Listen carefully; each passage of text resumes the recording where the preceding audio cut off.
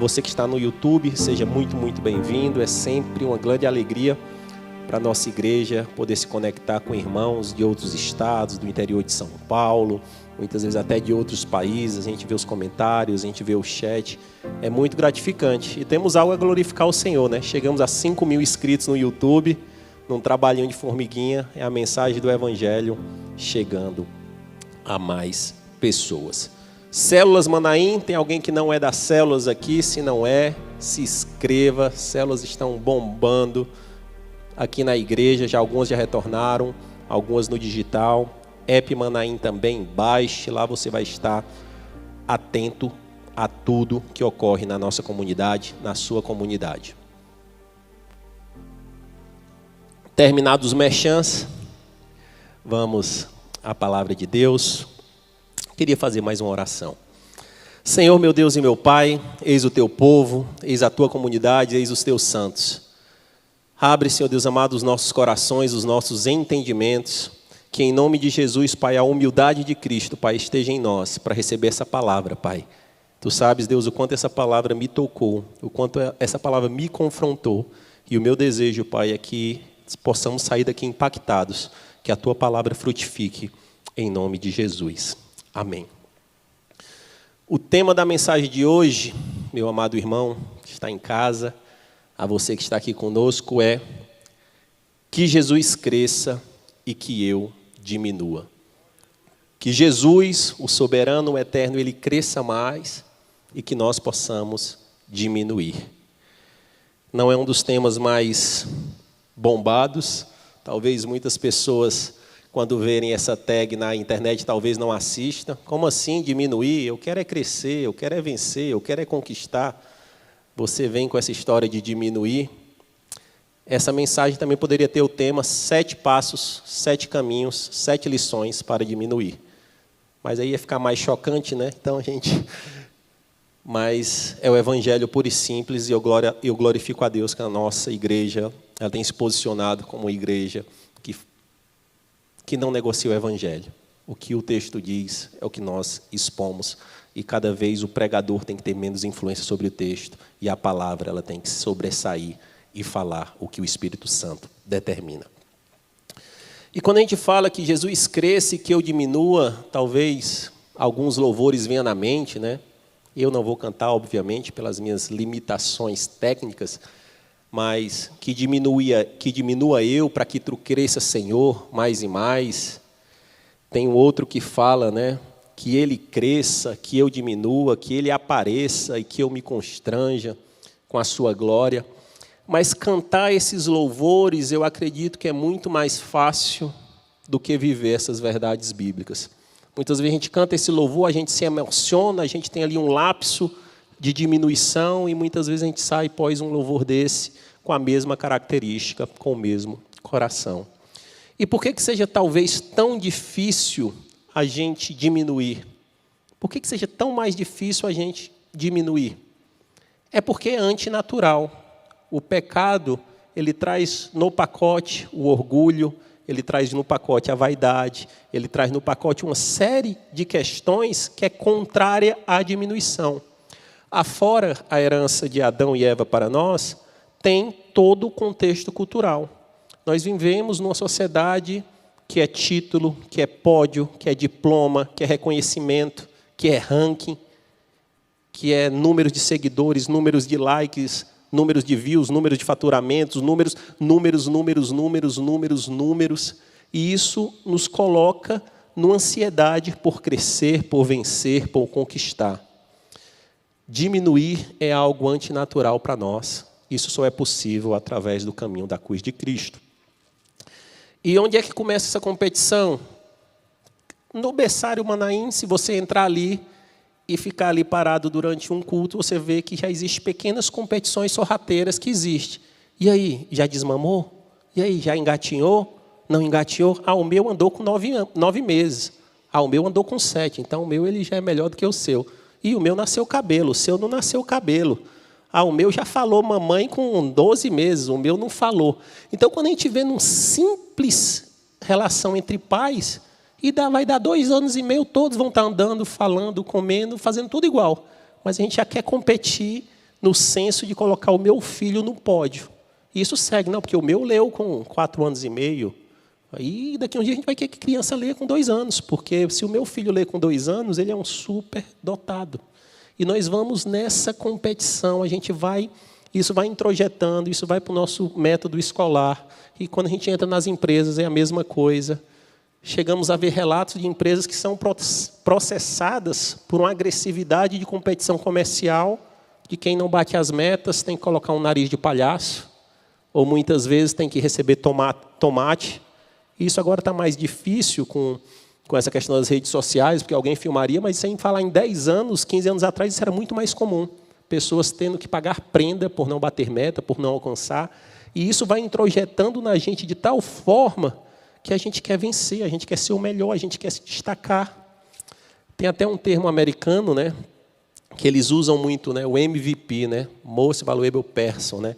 Nos esportes, tudo para eles é MVP, a pessoa mais valiosa da natação, a pessoa mais valiosa do basquete, a pessoa mais valiosa do futebol americano, e tudo para ele, nas arenas americanas, se você assistir qualquer esporte lá, você vai ver MVP, MVP. E esses prêmios continuam, o melhor jogador do mundo, a Miss A, B ou C, o cara mais rico da Forbes, só que essa loucura é uma loucura tão insana que o jogador só é o melhor jogador do mundo por 1 ano. Termina o ano, começa tudo de novo, porque tem que surgir outro melhor jogador do mundo. A Miss só é Miss por 1 ano. Termina o ano, no caso de Miss, ela sai do pódio e ela nem pode mais concorrer, porque vai surgir uma outra Miss.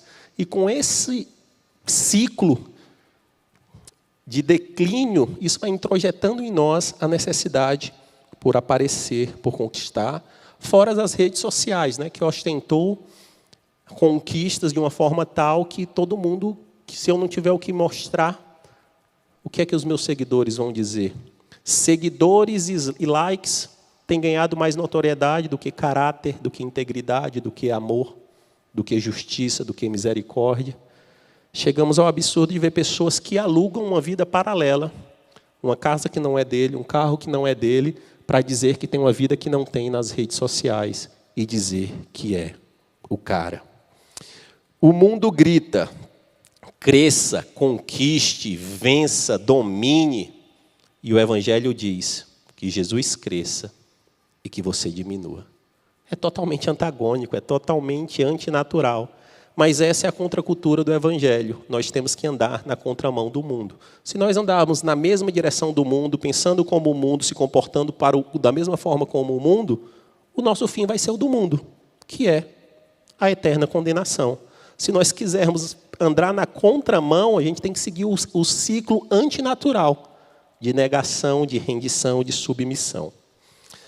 E hoje nós poderíamos meditar assim na vida de Jesus, sobre esse tema de humildade, mas, na verdade, nós vamos estudar a vida de uma pessoa que se esvaziou da sua glória, se esvaziou do que ele tinha para exaltar Jesus. Jesus já é o maior exemplo de humildade, inquestionável, mas, às vezes, é bom pegar exemplos de pessoas humanas, que, às vezes, a pessoa vai dizer, mas também Jesus era Deus e homem, dá um desconto e tal. Não. Então, hoje nós vamos meditar um pouquinho na vida de João Batista. Vou dar um pano de fundo aqui para vocês, bem breve, de quem foi João Batista. João Batista surge após 400 anos de silêncio profético. Os profetas tinham sumido do povo de Deus, o período entre Antigo e Novo Testamento. Filho de Zacarias e Isabel, nascido de um fruto de um milagre, que eles já eram bem idosos. Um anjo aparece para Zacarias, Zacarias não crê, fica mudo, e depois já nasce João Batista. Em João Batista se cumpre a promessa de Isaías 40, versículo 3, aquele que preparará o caminho, aquela voz que clamará no deserto. Para alguns, João Batista era equiparado ao novo Elias, pelo seu poder, pela sua ousadia. Em João Batista é estabelecido o batismo para arrependimento, e a palavra de Deus fala que pessoas de todo Jerusalém, Judeia, vinham para ser batizado por João Batista. João Batista batizou o próprio Jesus Cristo, mesmo achando-se indigno para tal, mas ele teve isso no currículo. Imagina você ter no seu currículo, eu batizei Jesus Cristo. Isso aí daria daria muitos livros, daria muitas resenhas, daria muitos seguidores, daria umas selfies. O cara estava batizando aqui Jesus Cristo aqui e registrando aqui, vai que daria muita coisa para se exaltar. O próprio Jesus Cristo falou que de nascido de mulher não existiu ninguém como João Batista. E os ministérios de Jesus e João Batista, eles sim tiveram um pequeno período que caminhou junto. O final do ministério de João Batista, onde ele morre decapitado por confrontar um poderoso que queria se relacionar com a mulher do seu irmão. Ele morre e logo no início do ministério de Jesus. E quando o ministério de Jesus se torna proeminente, mais público, quando Jesus pergunta, quem dizem que eu sou? Não, dizem que tu és o Elias, dizem que tu és a reencarnação de João Batista. Então, João Batista era tão marcante para aquela geração que algumas pessoas achavam que o próprio Cristo era a ressurreição de João Batista, e o Herodes ficou até em parafuso, mas aquele que eu decapitei, há poucos anos atrás, ele já ressuscitou. E essa breve apresentação, esse breve currículo de João Batista, né, é para dizer que ele não era um fracassado, dizer que ele não tinha seguidores. Ele tinha seguidores muito mesmo antes de existir Twitter e Instagram. João Batista bombava. Então, assim, que às vezes muitas pessoas falam, não, essa pessoa ele é humilde, essa pessoa é subserviente, essa pessoa dá glória a Deus porque ele não tem nada, e é fácil. Não, nós estamos pegando aqui um exemplo que o próprio Cristo disse. Nascido de mulher não existiu ninguém igual a João Batista.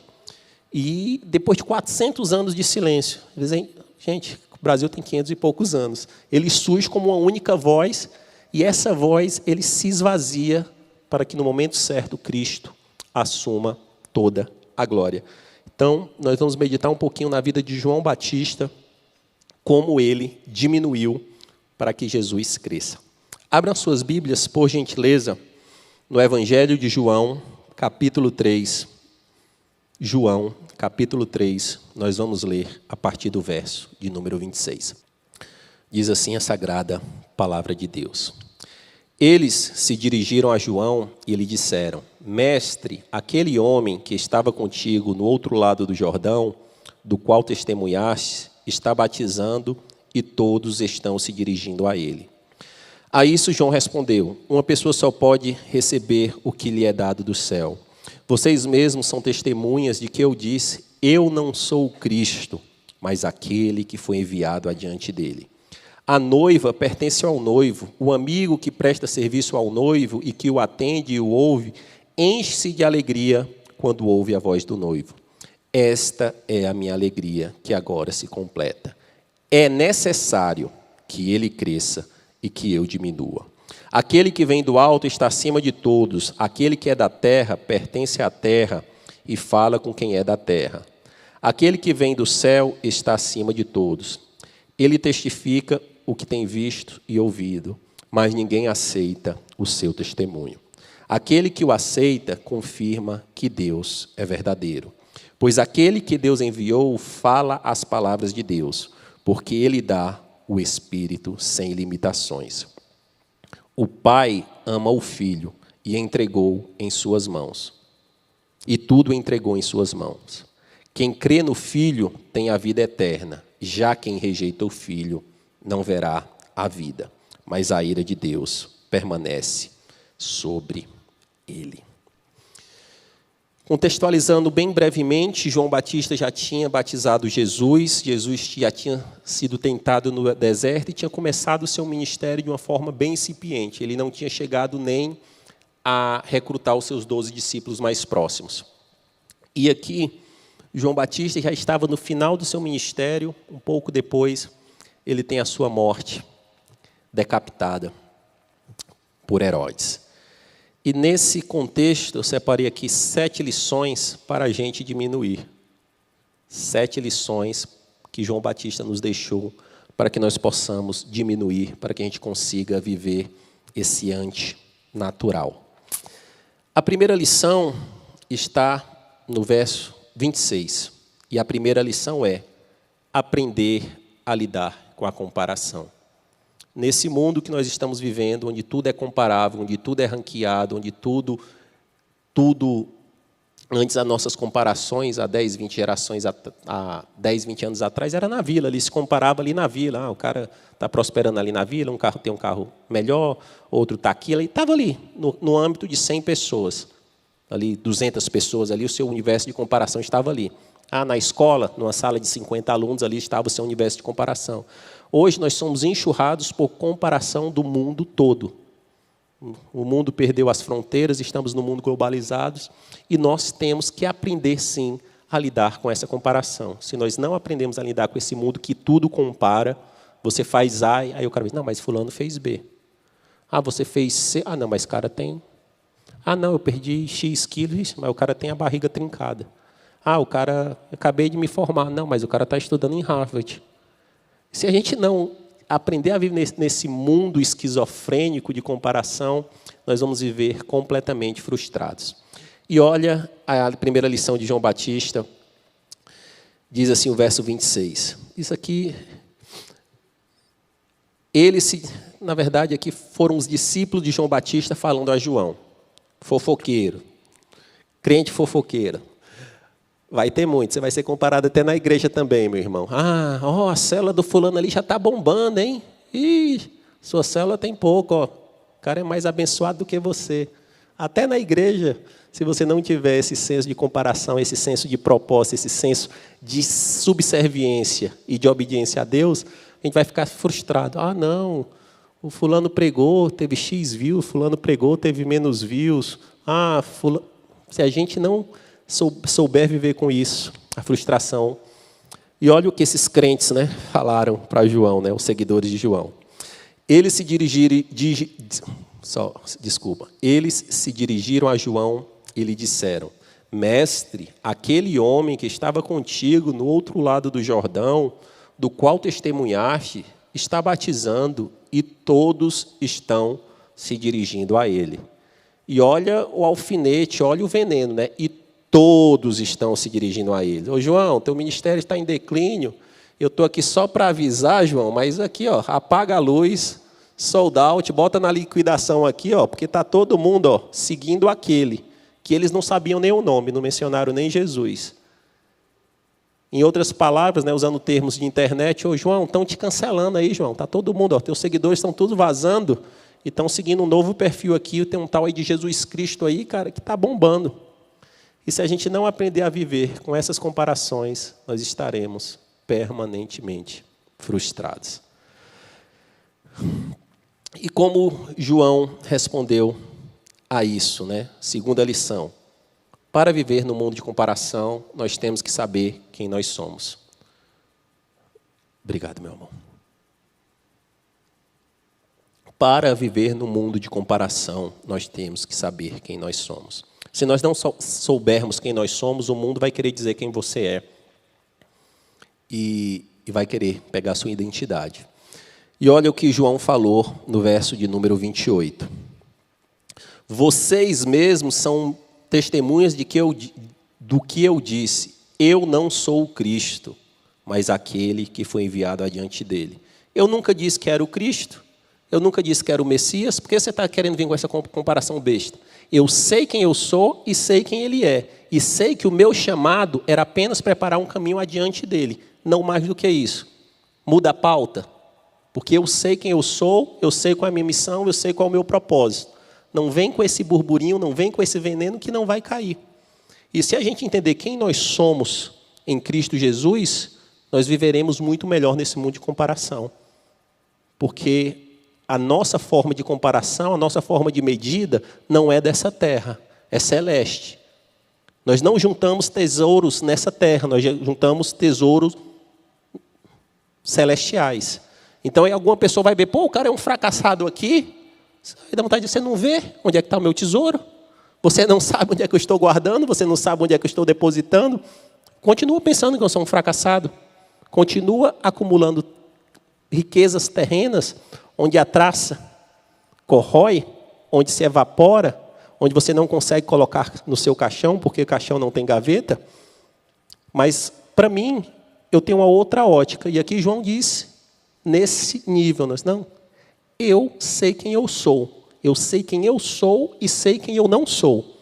Eu sou João Batista, um profeta de relevância, um grande homem, mas eu não sou o Cristo. Ponto. Eu sou apenas aquele que preparou o caminho. Mas esse tema chamado, às vezes ele traz muita dificuldade, mas muitas pessoas falam, Júnior, mas eu não sei qual é o meu chamado. Óbvio que Jesus, o Senhor nos chama e tem um chamado específico para alguns. Esses chamados específicos se revelam para alguns mais claramente, outros de uma forma mais sutil, alguns mais rapidamente, outros de uma forma mais demorada. Mas existe um chamado que é um chamado universal, que é um chamado para todo crente. Fazer discípulo é um chamado para todo crente. Amar é um chamado para todo crente. Ter misericórdia é um chamado para todo crente. Então, se você não tem uma clareza do chamado específico, comece a exercer o chamado de ser um verdadeiro cristão. Ser um exemplo de Cristo. Se você quiser ser um exemplo de Cristo nessa terra e gastar toda uma vida buscando refletir o caráter de Cristo nessa terra, pode ter certeza que o seu tesouro na vida vindoura será inigualável. E que nós possamos viver com esse entendimento, com esse discernimento. Um terceiro ponto para poder lidar, para poder diminuir, é saber essencialmente quem Cristo é e quem Deus é, né? A Trindade. Verso 21, olha o que João fala. Aquele que vem do alto está acima de todos. Aquele que é da terra pertence à terra e fala com quem é da terra. Aí aqui ele repete, aquele que vem do céu está acima de todos. Ele deu a primeira pancada, talvez as pessoas ainda não ficaram satisfeitas. Eu vou te falar de novo, cara. Você tem que entender que existe dois mundos, um terreno e um celeste. Aquele que vem do celeste está acima de todos, não há discussão. Jesus está acima de todos, Ele é o soberano, o eterno, o sublime, o perfeito, o onipresente, o onisciente. Não existe comparação. Eu, por melhor que eu seja, eu estou no plano terreno e me comunico com os terrenos da forma dos terrenos. Tem uma expressão que eu gosto de falar, João, só faltou falar, se ele fosse cearense. Eu sou apenas um comedorzinho de feijão com farinha. Ele só faltou falar, mas ele deve ter falado. Eu sou apenas um comedorzinho de gafanhoto com mel silvestre, que usa uma pelezinha de camelo aqui e vive uma vida antinatural, fora dos holofotes. E aqui entender que existe uma autoridade celestial, entender que o máximo que nós podemos fazer nessa terra, em nada se compara ao celeste, e esse entendimento de Jesus e de Deus é que João Batista fez de uma forma muito, muito linda. E algumas pessoas podem pensar, mas como assim, Júnior? Também é meio duro falar que a gente se acha Deus. Será? Será que a gente tem que ficar batendo nessa tecla, ratificando que ser humano é feito de carne e osso, que morre, que não tem uma vida eterna? Porque até hoje o ser humano está querendo conquistar Marte. O ser humano está querendo congelar corpos, crendo que vai ter uma cura para reencarnar espírito e a pessoa não morrer nunca. O ser humano ainda está querendo ser o que um filósofo moderno fala, querer ser o homo deus, né? O homo que quer assumir o lugar de Deus, né? O homo sapiens que quer assumir o lugar de Deus. E o quarto ponto para diminuir, esse vai ser interessante, eu acho. João 3:29.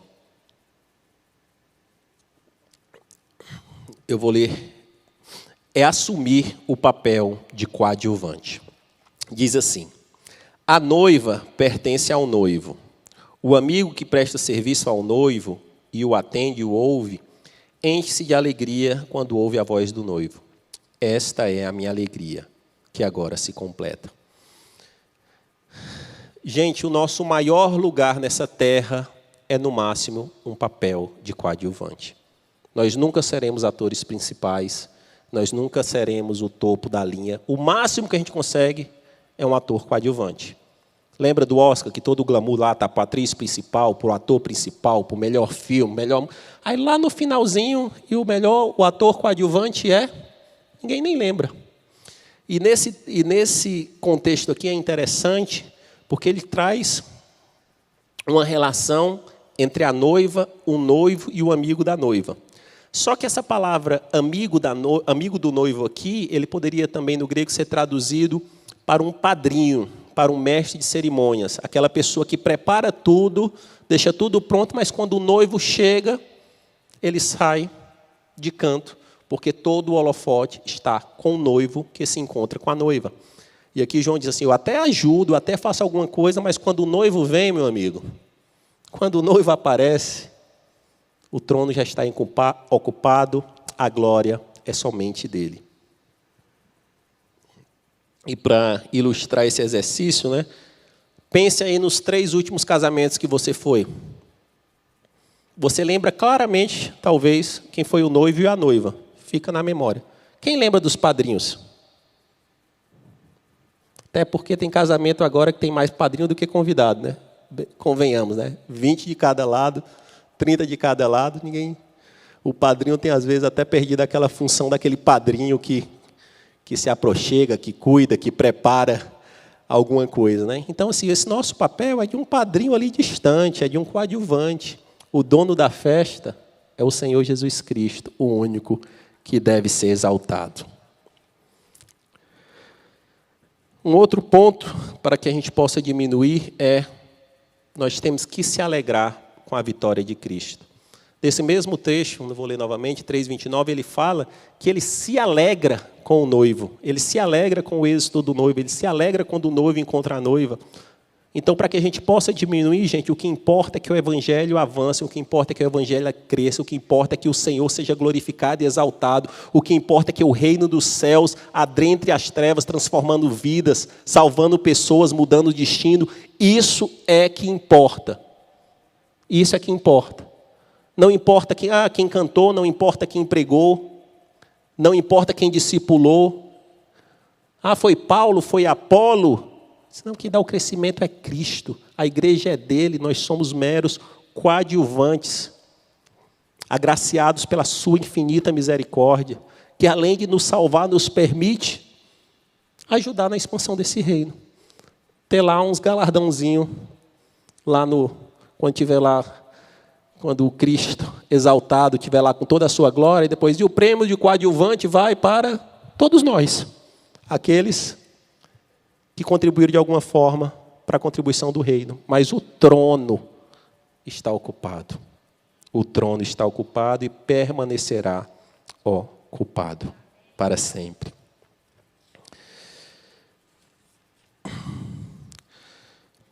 Quem gosta de matemática aqui, gente?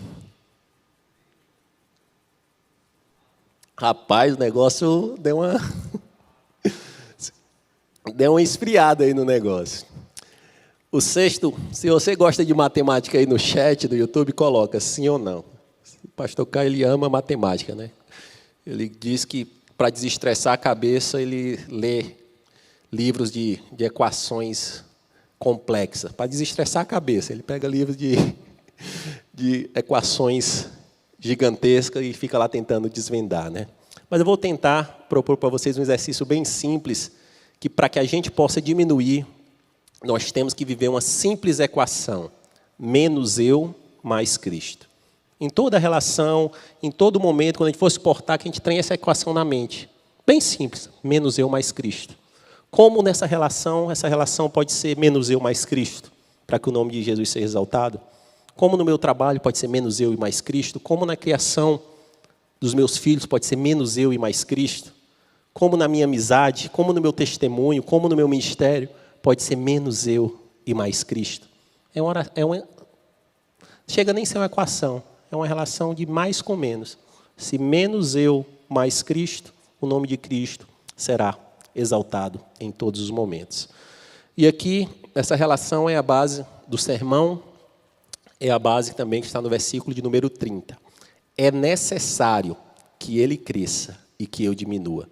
Em algumas versões diz, convém que ele cresça e que eu diminua. É quase dizendo assim, para que o evangelho flua no flow, palavra da moda, e fala muito no flow, né, que tem que fluir de uma forma correta, fluida, a equação tem que ser menos eu, mais Cristo. O evangelho ele vai continuar fluindo de toda forma, porque ele é a força sobrenatural de Deus. E pode ser que tenha algumas pessoas que vão querer viver em outra equação e ele vai passar por cima de vaidade, uma série de coisas, e vai fluir. Mas para o evangelho fluir de uma forma harmoniosa, por dizer assim, tem que ser a equação menos eu, mais Cristo. Eu queria pedir para o pessoal da mesa não faço isso, é bem comum eu fazer isso, mas eu trouxe aqui um pequeno detalhamento dessa equação aqui para a gente pensar um pouquinho sobre. Ver se o Maurinho consegue colocar 4 relações de como a gente vive a vida no tocante a essa equação. De um lado, Jesus, e de um lado, eu ou qualquer ser humano. A primeira relação é uma relação que é menos Jesus e menos eu. Uma relação que ninguém ganha, que não traz glória para ninguém. Essa é uma relação de um não crente, muitas vezes enfraquecido em suas emoções, muitas vezes debilitado na sua forma de viver. Ele não traz glória nem para Deus e nem traz glória para si. Ele não traz glória para ninguém. Mas existe um outro tipo de relação onde é menos Jesus e mais eu, mais ser humano. Esse é o não crente narcisista, esse é o não crente onde ele é o próprio Deus da relação. Esquece Jesus, eu assumo o trono da minha vida e posso até ter um êxito terreno, posso ter milhões de seguidores, fortunas, riquezas e tudo, mas essa é uma relação antinatural, essa não é uma relação bíblica. Esquecido o patamar dos não crentes, agora nós vamos para o patamar do crente. Nosso patamar aqui, a nossa vivência, né? O crente ele tem 2 formas de viver. Uma, onde ele quer ter mais Jesus. Não, eu quero sim que Jesus cresça, mas eu quero crescer também. Eu fico lutando. Jesus cresce e eu cresço. Eu dou a glória para Jesus, mas eu quero os louros. Jesus cresce um pouquinho, mas eu quero também. E nessa dicotomia, você tem o perfil de um crente usurpador da glória de Deus. Um cara que serve um Deus, mas a sua forma de viver é querendo atrair a glória de Deus para si. Querendo ser o holofote. E, infelizmente, isso é muito comum. Isso é muito comum. E alguns exemplos de um crente usurpador, pensa naquele jogador de futebol ou de alguns outros esportes, que quando ele faz um gol ou define uma partida de basquete e tudo, ele sai durante 2, 3 minutos se autoexaltando. Eu estou aqui, eu faço, eu aconteço, o pai está on, não sei o quê, e vai lá todo esse negócio. E quando ele termina, ele às vezes faz um sinalzinho da cruz tímido, ou às vezes aponta um dedinho para o céu, dando uma glória de Jesus de um patamar coadjuvante. Ou ele se exalta, dá todas as entrevistas, e no final ele bota uma faixinha 100% Jesus. Esse é um perfil de usurpador. Ah, mas eu não estou em competições, então eu escapei dessa. Escapou nada, como Paulinho diz, miserável pecador, escapou nada. Uma outra forma da gente usurpar a glória de Deus é quando a gente se submete no secreto ao Senhor, pedindo, clamando, me ajuda, jejuma, e quando recebe os louros, obrigado pelo prêmio de vendedor do mês. E ali você não dá nenhuma glória ao Senhor, você não testemunha Cristo. Ah, não, você ora pedindo a esposa, a varoa, e quando a varoa aparece, você vira as costas para Cristo. Então, assim, é muito comum e sorrateira esse caminho de um crente que vive numa dicotomia. No secreto, eu me humilho diante do Senhor. Tu és meu Deus, tu és meu Senhor, me ajuda, faz, acontece. E quando Jesus honra, quando a semente floresce, eu sou o cara. Eu sou o A, o B e o C. E a última forma, que é a forma bíblica, a forma fluida do Evangelho se estabelecer, é o perfil de João Batista, é o perfil que nós devemos perseguir, que não é fácil, é o perfil de um crente servo, onde em todas as relações a equação é mais Jesus e menos eu. Que a gente consiga, em nome de Jesus, sair daqui com essa mensagem, que em todas as nossas relações possa ser mais Jesus e menos eu. Júnior, nós vamos conseguir sempre? Não. Vez ou a gente é pecador miserável, vez ou outra a gente vai querer dar uma usurpada da glória de Deus, mas que o Espírito Santo nos confronte, a gente caia de joelho e aprenda, e pelo menos nessa área a gente não faça mais, mas que a gente consiga viver como João Batista viveu. Obrigado, Wilson. Obrigado, meu irmão. Gostaria de ler agora, dentro desse tema, Marcos 10, 43, 45. 43 a 45. Evangelho de São Marcos, capítulo 10, 43 a 45. O pano de fundo desse versículo é quando os discípulos de Jesus quiseram pleitear cadeiras no céu para ele. Jesus, quando você subir, me deixa ficar desse lado A, do lado B, querendo lá dar umas carteiradas para não ser coadjuvante. Eles queriam entre os coadjuvantes, ele queria ser os melhores entre os coadjuvantes.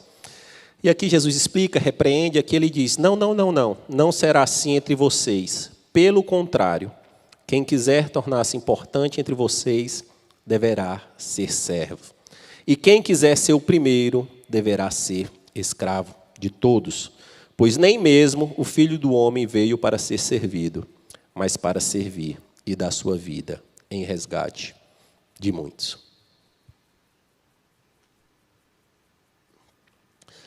E a sétima lição, o sétimo ponto, já caminhando para o final, esse aqui é o maior exemplo de humildade de João Batista.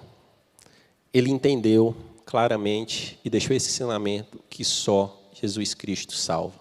Não existe nenhum outro, não existe pastor, apóstolo, bispo, patriarca, ancião, mestre, profeta, só existe um que pagou o preço pelo meu e seu pecado na cruz. O único digno de ser exaltado de gerações em gerações, de eternidade em eternidade. O único, supremo, eterno, soberano. Somente você, Pai, somente Tu és digno de ser exaltado. E aqui Jesus termina essa explanação quase fechando o seu ministério, que ele diz aqui para os seus discípulos, não era discípulo dos outros, eram os caras que caminhavam com ele. O Pai ama o Filho e entregou todos em suas mãos. Mais uma vez ressaltando Jesus Cristo. E ele fala, quem crê no Filho tem vida eterna. Já quem rejeita o Filho não verá a vida, mas a ira de Deus permanece sobre ele. Que eu vim, preparei o caminho, preparar algum de vocês, legal, mas o Pai entregou tudo para o Filho, não entregou para mim. E só através do Filho é que você vai alcançar a vida eterna. E se você rejeitar o Filho, você alcançará a ira de Deus.